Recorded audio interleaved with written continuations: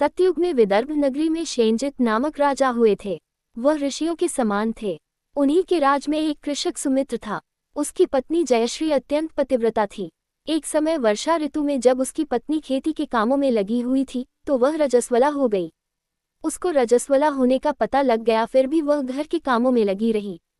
कुछ समय बाद वह दोनों स्त्री पुरुष अपनी अपनी आयु भोगकर मृत्यु को प्राप्त हुए।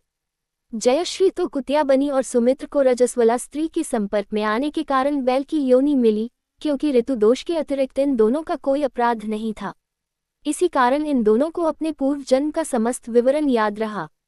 वे दोनों कुतिया और बैल के रूप में उसी नगर में अपने बेटे सुचित्र के यहाँ रहने लगे। धर्मात्मा सुचित्र अपने अतिथियों का पूर्ण सत्कार करता था। अपने पिता के श्राद्ध के दिन उसने अपने घर ब्राह्मणों को भोजन के लिए नाना प्रकार के भोजन बनवाए। जब उसकी स्त्री किसी काम के लिए रसोई से बाहर गई हुई थी तो एक सर्प ने रसोई की खीर के बर्तन में विष वमन कर दिया। कुतिया के रूप में सुचित्र की मां कुछ दूर से सब देख रही थी। पुत्र की बहू के आने पर उसने पुत्र को ब्रह्म हत्या के पाप से बचाने के लिए उस बर्तन में मुंह डाल दिया। सुचित्र की पत्नी चंद्रवती से कुतिया का ये कृत्य देखा न गया और उसने चूल्हे में से जलती लकड़ी निकालकर कुतिया को मारी। बेचारी कुतिया मार खाकर इधर उधर भागने लगी। चौके में जो झूठन आदि बची रहती थी वह सब सुचित्र की बहू उस कुतिया को डाल देती थी, लेकिन क्रोध के कारण उसने वह भी बाहर फिकवा दी।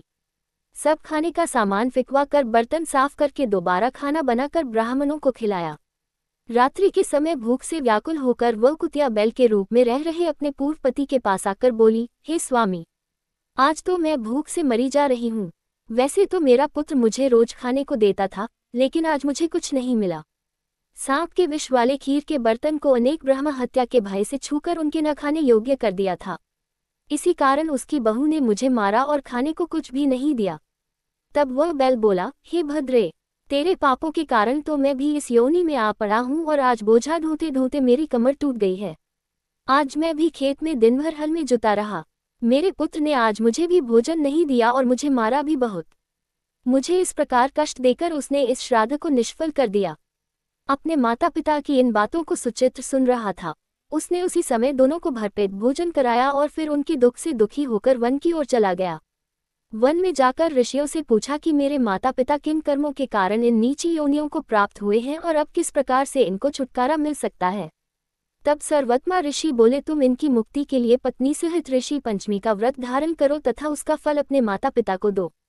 भाद्रपद महीने की शुक्ल पंचमी को मुख शुद्ध करके मध्याह्न में नदी के पवित्र जल में स्नान करना और नए रेशमी कपड़े पहनकर अरुधंती सहित सप्तऋषियों का पूजन करना।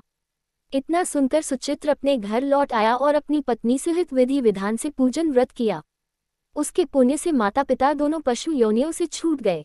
इसलिए जो महिला श्रद्धापूर्वक ऋषि पंचमी का व्रत करती है वह समस्त सांसारिक सुखों को भोग कर बैकुंठ को जाती है।